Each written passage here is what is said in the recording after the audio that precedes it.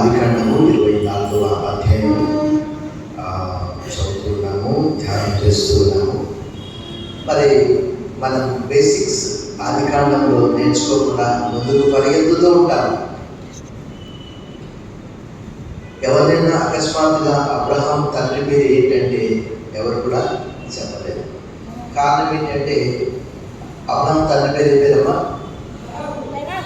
తెరలు తండ్రి పేరు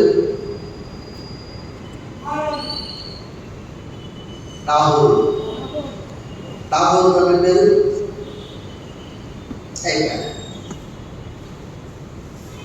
అంటే మనము వేగంగా ఇప్పుడు ఏది టైం ఎవరికి లేదు, పరుగులు ఉడుకులు పరుగులు. ఆదికాండం చదివితే మనకు అన్ని ఆరంభం అంతా. మనం ఇప్పుడు మన విశ్వాసులకు తండ్రి అయినటువంటి అబ్రహాం గురించి చదువుతున్నాము. ఇది చివరి అధ్యాయం ఆయన గురించి. 25వ అధ్యాయంలో చనిపోతాడు. కాబట్టి మరి నేను ఇప్పుడు మరలా ఆదికాండం రాస్తూ ఉన్నాను. 12వ అధ్యాయం నిన్ననే రాశాను. హిందీ బైబిల్ మరలా తెలుగులో చదువుతాను, మరలా ఇంగ్లీష్లో చదువుతాను. 24వ అధ్యాయంలోని కొన్ని మనం 33వ వచనం, అతనికి భోజనం పెట్టించింది కానీ అతడు నేను వచ్చిన పని చెప్పక మునుపు భోజనం చేయనగా లాభాలను చెప్పుకున్నాడు. ఒక పనివానికే ఒక దృఢ సంకల్పం ఉన్నది. ఎవరతను? ఎలీయజర్. అందరు ఏమంటారు? ఎలియాజర్ అంటారు, కానీ అక్కడ ఉందా ఎలియాజర్ అని? ఎలీయజర్ 15వ అధ్యాయంలో చూస్తే మనకు ఆ పేరు మనకు కనిపిస్తూ ఉన్నది.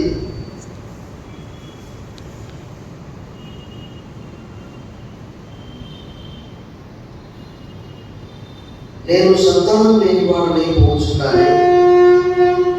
దమస్కు ఎలీయెజెరు 15వ అధ్యాయం 2వ వచనంలో ఎలీయెజర్ మరి అతను సుదూర ప్రయాణం చేశాడు. మనం చెప్పుకున్నాం కదా, 100 మైళ్ళు ప్రయాణం చేశాడు. 12వ అధ్యాయంలో హారాను నుండి బయలుదేరి కనానుకు వచ్చాడు. మళ్ళీ ఇప్పుడు కనాను నుంచి మళ్ళీ ఎక్కడికి వెళ్తున్నాడు? మళ్ళీ చెప్పాలి. ఫస్ట్ హారాను నుంచి దేవుడు పిలిచాడు.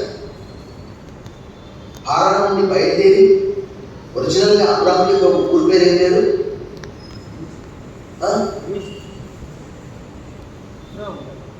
అబ్రాహాం ఊరి పేరు ఏం పేరు? ఊరు. అబ్రాహాం ఊరి పేరే ఊరు. మాస్టర్ గారు బేదేల్ అంటున్నాడు, లూజ్ అంటున్నాడు. ఊజు అన్నావు కదా, ఊజు అన్నాడు. మన 11వ అధ్యాయం చివరిలో 12వ అధ్యాయం ప్రారంభంలో స్పష్టంగా రాయబడింది. హారాను నుంచి బయలుదేరి ఎక్కడి నుంచి అయితే వచ్చాడో మళ్ళీ ఎలీయెజర్ నుంచి ఎక్కడికి పంపించాడు? మళ్ళీ అక్కడికి పంపించాడు. అక్కడ ఎవరున్నారు? మనం బేసిక్స్ చదవకపోతే అర్థం కాదు. అబ్రాహాం యొక్క మరొక సహోదరుడు ఎవరు? తెరాహుకి ఎంతమంది అమ్మా? ఎవరు వాళ్ళ పేరు?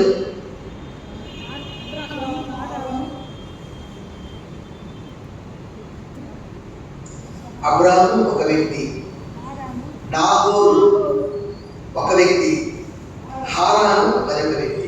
3 సహోదరులు. ఎక్కడికి పంపించాడైనా?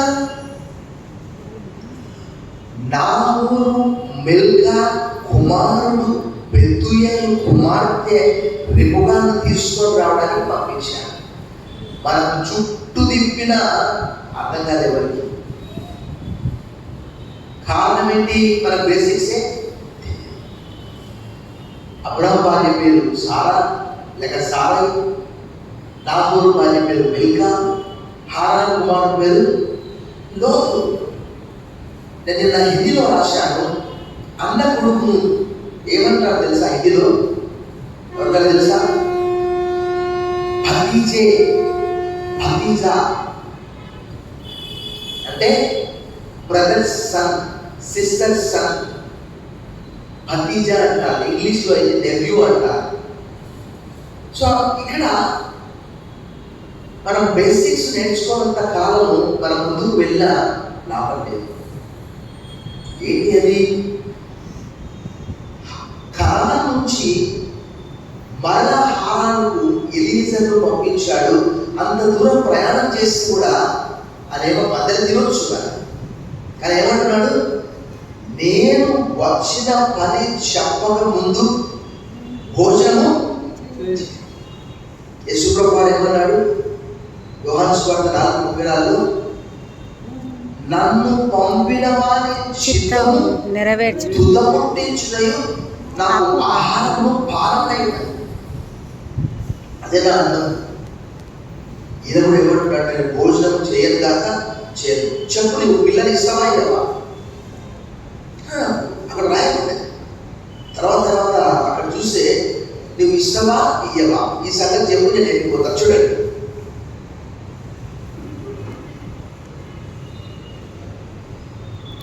అక్కడ 49 వచ్చిన,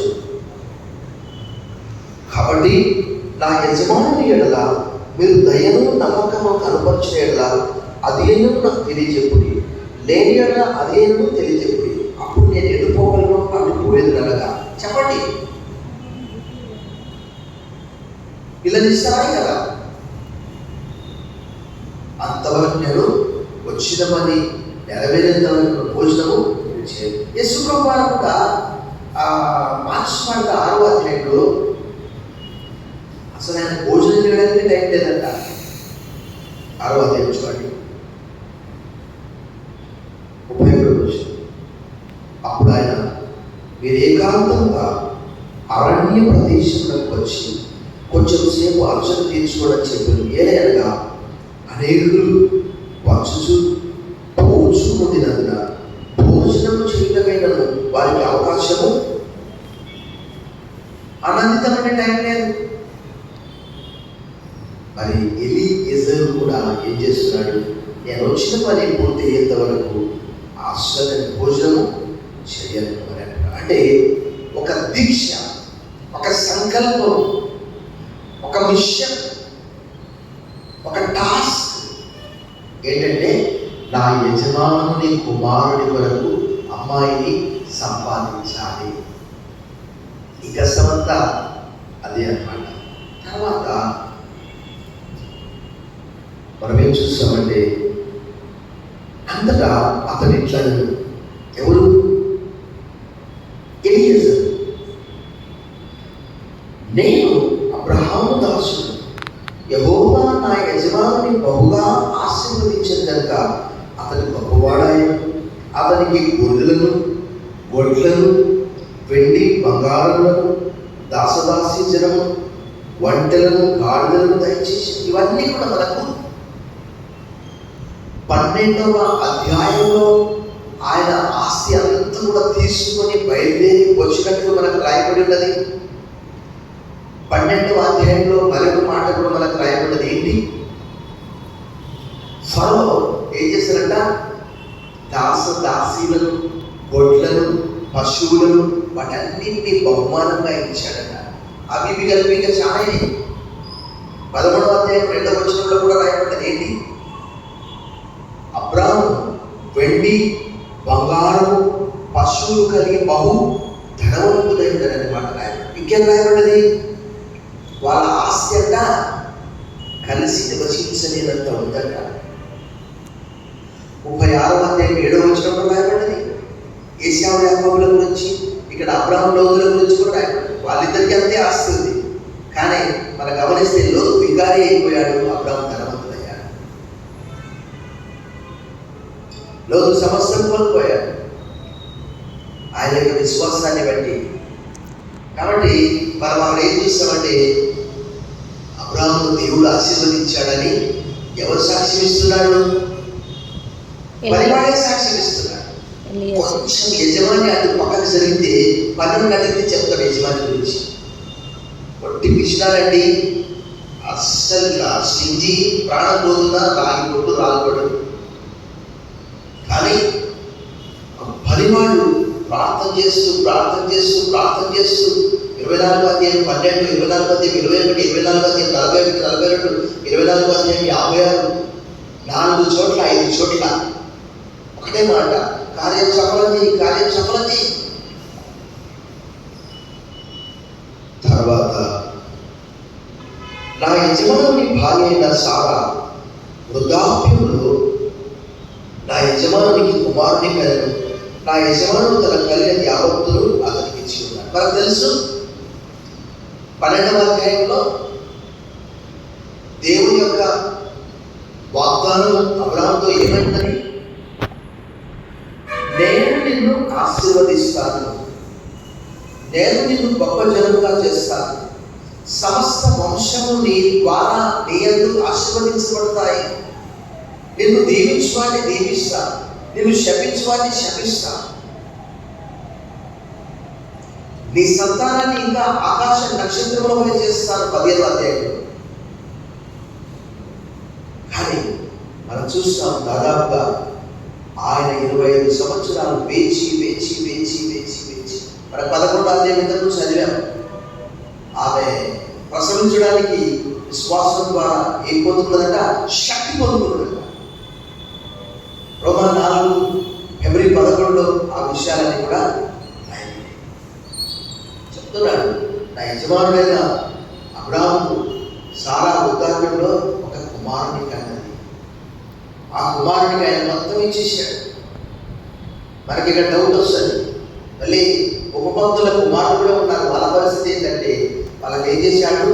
బహుమానాలు ఇచ్చి దూరంగా పంపించేశాడు. ఎందుకంటే ఆస్తి కొరకు ఏమైంది? ఇప్పుడు తల్లిదండ్రి ఆస్తి తీసుకొని తల్లిదండ్రి బయటపడిస్తున్నారు. ఎంతమంది నాకు ఫోన్ చేసి చెప్తున్నారు.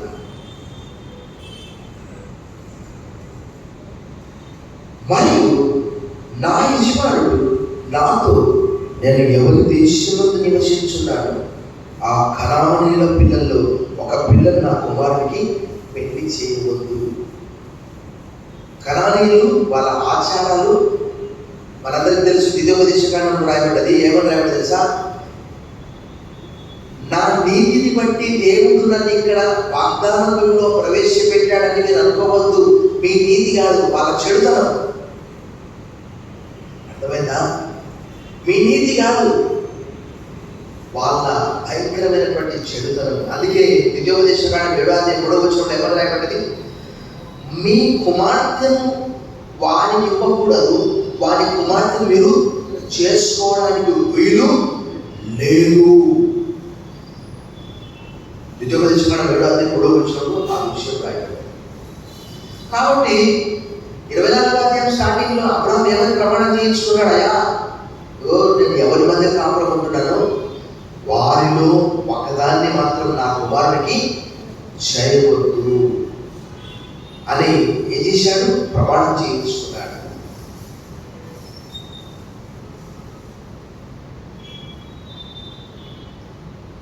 ఇంకా మనందరూ తెలుసు, ఆ వృద్ధాప్యంలో 22వ అధ్యాయం మనం చూస్తాము.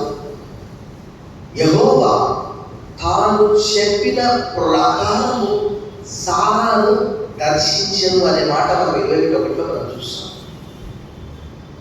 అప్పుడు అబ్రాహాము గారికి 100 సంవత్సరాలు, సారాకు 90 సంవత్సరాలు. 90 సంవత్సరాలు అంటే మనం ఏం చూస్తాం? 23వ అధ్యాయం 1వ వచనంలో ఆమె చనిపోతే, సారా చనిపోయే టైంకి పాపం పెళ్లి చూడలేకపోయింది తల్లి. సారా చనిపోయే టైంకి ఇస్సాకు ఎంత వయసు తెలుసా? 37 సంవత్సరాలు. ఇంకా పెళ్లి కాలే. ఇప్పుడైతే 40 ఏళ్ళకు ముసలోళ్ళు అయిపోతున్నారు. ఆడవాళ్ళకైతే 45 సంవత్సరాల పీరియడ్స్ అయిపోతుంది. ఇంక పెళ్లి చేసుకుంటే లాభం అయింది ఇంకా పిల్లలు. అప్పుడు ఆ ఎలియేజర్ చెప్తున్నాడు ఆ మాట అంతా కూడా. అయితే నా తండ్రి ఇంటికి చూసారా, మనం మళ్ళీ ఎక్కడికి వెళ్తున్నాము? 11వ అధ్యాయానికి వెళ్తున్నాను. ఎలియజర్తో ఇప్పుడు నేను ఇంత ఖచ్చితంగా ఎందుకు చెప్తున్నాను తెలుసా? నిన్ననే ఆదికాండం 12 రాశాను. ఇప్పుడే నేను చెప్పాను. తెరాహుకు 3 కుమారులు, అబ్రాము, నాహోరు, హారాన్. వాళ్ళు అక్కడే ఉండిపోయారు. లోతు అనవసరంగా తోకను తీసుకొని వచ్చింది. అబ్రాహం అవసరం లేదు, పిలిచింది అబ్రాహ్మనే, తోకను తీసుకురావాల్సిన అవసరం లేదు. పార్కంలో కొడుకల ఎక్కడికి వెళ్ళమంటున్నాడు? నా తండ్రి ఇల్లు అంటే తెరాహు తండ్రి పేరు మళ్ళీ నాహోరు తండ్రి పేరు సెరుగు తండ్రి పేరు రయ్యు.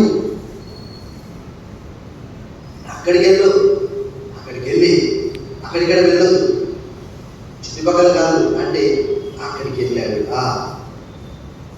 నా వంశస్థుల యొక్క వెళ్ళు, నా కుమారునికి పెళ్లి చేయుటకు ఒక పిల్లని తీసుకొని కావాలని నా చేత ప్రమాణం చేయించాను. వాస్తవంగా ధర్మశాస్త్రం కంటే ముందు మనకు చాలా విషయాలు మనకు ఇక్కడ గమనిస్తాం. ఏంటి అప్పుడు వాయు వరుసలు ఎందుకు? ఒకటే కుటుంబం. ధర్మశాస్త్రం తర్వాత లేఖకాండం 18వ అధ్యాయంలో చిన్నమ్మ, పెద్దమ్మ, చిన్నాయన, అత్త, వరదలను కూడా చేసుకోవడానికి వీల్లేదు. నీ భార్య బ్రతికి ఉండగా నీ వరదలను పీడించకూడదు. కొంతమంది భార్య బ్రతికి ఉండగా వరదలకు లైన్ వేస్తున్నారు కదా. కొలసలు రాసిన పత్రికలు, ఎఫెసీయులకు రాసిన సరసోక్తులు వర్షం వరదలేదని, కానీ పౌలు గారు అది కూడా చెప్పారు. మోషే అయితే ఏమన్నాడు ధర్మశాస్త్రంలో? వరదలను కూడా చేసుకోవడానికి వీలు లేదు. ఏమైనా 18వ అధ్యాయం చదువుకోండి. అయితే మరి వాస్తవంగా అన్న లేక తమ్ముని కొడుకు బిడ్డ ఏమైంది? అబ్రాము తమ్ముడు నాహోరు భార్య పేరు మిల్కా. మరదలు కొడుకు ఏమైందాడు? కొడుకుకి బిడ్డ ఏమైంది? మనవరాలు అయింది. ఏమైందని? మనవరాలు మనసు. జాగ్రత్తగా చదివాను బైబిల్. అర్థమవుతుందామా? అబ్రాముకు సారా లేక సారై, నాహోరుకు మిల్కా, హారానుకు లోతు అంటే తోక, అనవసరం. నా వంశస్థులకు వెళ్ళి నా కుమారునికి పెళ్లి చేయడం, ఒక పిల్లని తీసుకుంటారు నా చేత ప్రమాణం చేయించి. అదేంటో కానీ ప్రకటన అయిపోయింది. ఆదికాండం మళ్ళీ 12కి వచ్చాను కాబట్టి ఈ బైబిల్ స్టడీ చాలా భక్తిగా అంటే చాలా ఆసక్తిగా. ఎందుకంటే ఇప్పుడు దాదాపుగా 2-3 సంవత్సరాల క్రితం 12వ అధ్యాయం చెప్పాను. 12వ అధ్యాయం 15-20 సార్లు 30 సార్లు చదవచ్చు. కానీ వంశావళి నేను ఎప్పుడు గుర్తుపెట్టుకోలేదు. ఇప్పుడు పెట్టుకున్నాను. చాలా ఖచ్చితంగా 10వ అధ్యాయం 5వ వచనంలో భూమి విభాగించబడ్డది. 10వ అధ్యాయం 25వ వచనంలో భూమి విభాగించబడ్డది పెలేగు సమయంలో. అప్పుడు నేను నా యజమానుడు ఆ స్త్రీ నా వెంట రాదేమో అని చెప్పినందుకు అతడు ఎవరి సన్నిధిలో నేను జీవించున్నాను ఆ యెహోవా. చూడండి, యెహోవా అని అంటున్నాడు. అక్కడ మనము ఆ పేరు మనం చూస్తాం. యెహోవా నీతో కూడా తన దూతను పంపి, చూసారా, నీ ప్రయాణము సఫలం చేయను. ఇక్కడ మనం ఎన్నిసార్లు మనం చూస్తున్నాము? 24:12, 24:21, 24:40, 24:41, 24:42, 24:56 సఫలం, సక్సెస్. ఎలియజర్తో అంటున్నాడు, ఒకడో కాదు, నీకు ముందుగా నా దూతను పంపిస్తాను. నువ్వు నా వంశస్థులలో మరలా అంటున్నట్టు, నా వంశస్థులు అంటే ఎవరు? నాహోరు, మిల్కా కుమారుడు బెతుయేలు, రెబెకా, లాబాను. గుర్తుపెట్టుకోండి, బైబిల్లో ఉన్నది ఎంత గొప్ప దైవజనుడైనా, బిల్లీ గ్రామ్ అయినా, జోనాథన్ ఎడ్వర్డ్ అయినా, రేన్హార్డ్ మూవీ అయినా, ఇంకెవరైనా ఇదే బైబిల్ ఉన్నదే. నా వంశస్థులు నా తండ్రి ఇంట నుండి, మళ్ళీ ఎవరు? తెరాహు, నాగోరు తమ్ముడు, బిల్కా మరదలు, మళ్ళీ నా వంశస్థులు నా తండ్రి ఇంట నుండి నా కుమారుని భార్య తీసుకొని వచ్చాడు. అంత ఖచ్చితంగా చెప్తున్నాడు. తీసుకొస్తావు, చూడండి, వచ్చాడు, తీసుకొస్తావు, తీసుకురావు, అవును కాదు. నీవు మరలా, నేను ఆదికాండం 11-12 రాసిన తర్వాత ఈ నొక్కి ఒక్కడిని చెప్తున్నాను. నీవు నా వంశస్థ యొద్దకు వెళ్ళిదివా? కొంతమంది ఏం చేసి తెలుసా, అలా చోటికి పోయినా అంటే పోయి వచ్చిన అడగడం లేదని చెప్తారు. పోయినా పాలకు ఒకటి పాలు అయిపోయినాయి అంటారు కదా. ఫలానా చోటికి వెళ్ళినా షాప్ మూసేసి కాబట్టి చూసుకో, అదేంటి అబద్ధం. కానీ ఏం చేస్తున్నాడు, ఒకవేళ నేను అక్కడికి వెళ్ళిన తర్వాత వాళ్ళు పంపించకపోతే ఈ ప్రమాణం నుంచి నీకు విడుదల.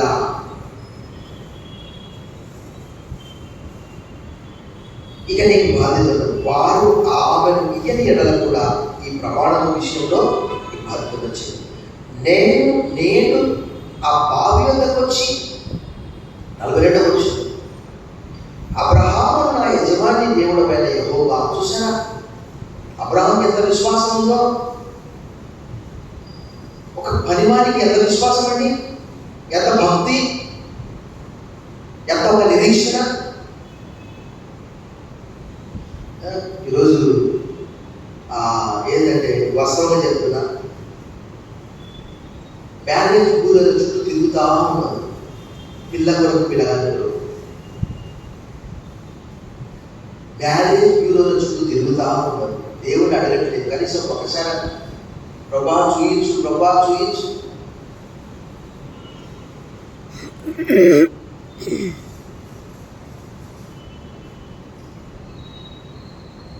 అబ్రహాము నా యజమాని దేవుడు అయిన యెహోవా,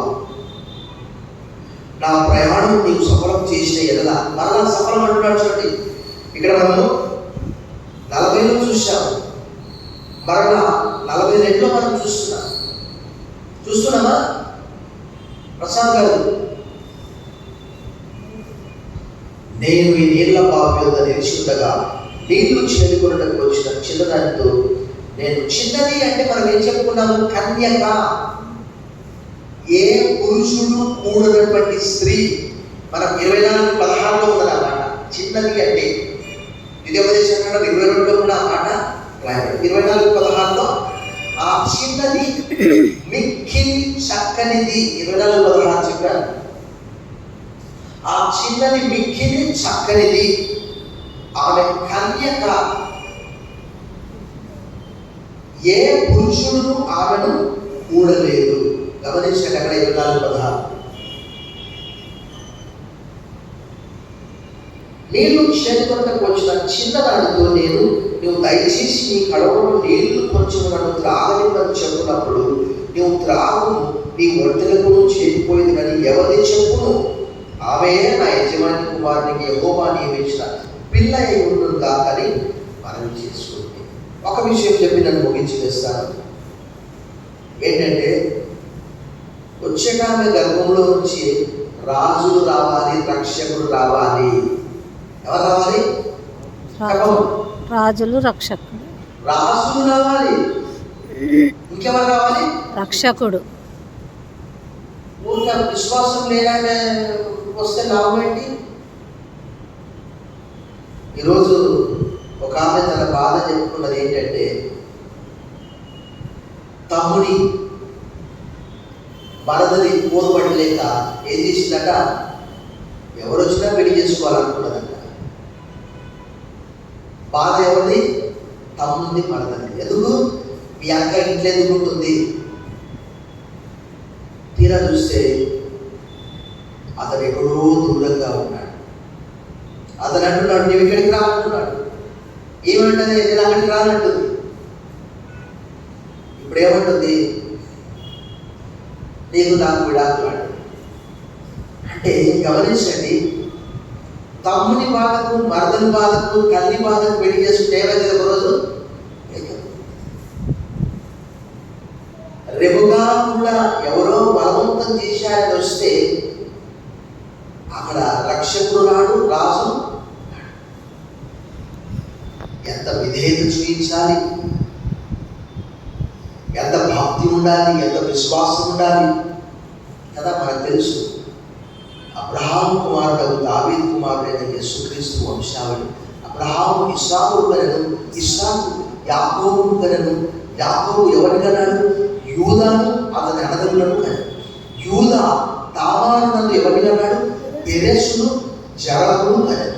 పెరెసు యెస్రోమును, యెస్రోము ఆరామును, ఆరాము అమినాదాబును, అమినాదాబు నయస్సోను, నయస్సోను షల్మోను, షల్మోను రాహమునందు బోయజును, బోయజు రూతునందు ఓబేదును కనెను. ఓబేదు ఎవరిని కన్నాడు? యెషయను. యెషయా ఎవరిని కన్నాడు? రాజైన దావీదు. దావీదు వచ్చాడు. కాబట్టి రాజులు రావాలి, వారిలో నుంచి ఎవరు రావాలి? రక్షకుడు రావాలి. సో మరి ఎవరంటే వాళ్ళను దారిలో పెట్టామని తెచ్చి భక్తకు పెళ్లి చేద్దామా? తెల్లాడాలని ఆ పూట పుల్ల చదువుకొని వెళ్ళిపోతారు, వీళ్ళంతా ఖాళీ చేసేస్తారు. అలా కాదు, అడుగడుగున దైవ చిత్తాన్ని పరీక్షించి పరిశీలించి దేవుని చిత్తాన్ని గ్రహించి ఆమె ఇక మనం వచ్చే పాటలు నేర్చుకుంటాం. ఏమో పోదామా అంటే వెళ్ళిపోతాను వెంటనే. ఇంకా చాలా విషయాలు ఉన్నాయి. ఏంటి తెలుసా? లాభాలు తెలియకముందే ఆయన అన్నాడు, ఓ మా సహోదరి, ఏమన్నాడు? చెప్పండి. వేల మందికి నువ్వు తల్లి బగుదువు గాక. పిల్లలే పుట్లే, నీ సంతానము పగవారి గవిని స్వాధీన పరుచుకొందురు గాక. చూడండి, లాభాడు అన్యుడు ఏమంటున్నాడు? పిల్లలే పుట్టలేదు. ఏమంటున్నాడు? వేల మందికి. నిజమే, దేవుని వాక్యం అంత ఖచ్చితత్వంతో మనకు రాయబడినది. మనం వచ్చే వారం మరికొన్ని విషయాలు నేర్చుకుంటాం. మీరు ఆ మిగతా లేఖన భాగాన్ని చక్కగా అవసరమైతే మీరు రాయండి ఒకసారి. ఆ 11వ అధ్యాయంలో 11వ వచనం నుండి లేక 10వ వచనం నుండి ఎవరి వంశావళి? షేము వంశావళి ఉంటుంది. షేము వంశావళి జలప్రలయం దాటిన తర్వాత, జలప్రలయం గతించిన తర్వాత 2 సంవత్సరాలకు 100 సంవత్సరాల వయసులో షేము ఎవరిని అన్నాడట? అర్పక్షదుడు అన్నాడట. మీరు ఆ వంశావళి అంతా కూడా రాయండి, చక్కగా ఉంటుంది. ఊరుగా కొంతమంది ఏంటంటే చూస్తా ఉంటారు, అట్లా ఏం రాదు, ఏం పోతుందంటే అట్లా పైకి అంటా ఉంటాయి. గ్రంథం పండిస్తే మన జ్ఞానము మనకు వస్తుంది. జ్ఞానం సంపాదించే జ్ఞానాలకు ముఖ్యాంశం. మరికొన్ని విషయాలు వచ్చేవారు నేర్చుకుందాం. ప్రార్థన చేసుకుందాం. చూసి మనం ప్రార్థన చేసుకుందాం.